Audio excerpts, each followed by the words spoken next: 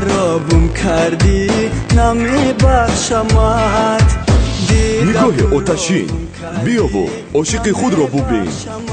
هیچ کس باوری نداشت که چنین سراینده جوان با یک آلبوم نوین خود دل مخلصان را به دست می‌آورد. روزهای نزدیک نخست آلبومی سراینده جوان شهریار دولتов با نام دلم گم میزند. دلم گم میزند، دلم گم میزند، دلم گم میزند، دلم گم میزند.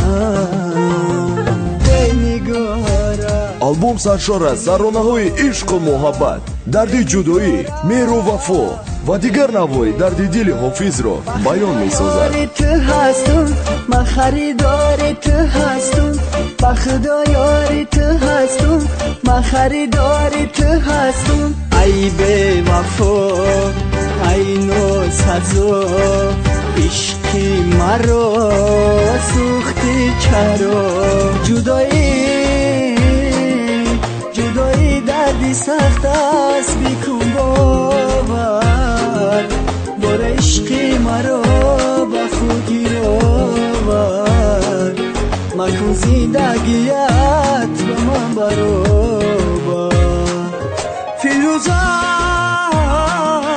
در دنیای بیرنگی دو روزا، چرا دلت به حالم نمیسوزد؟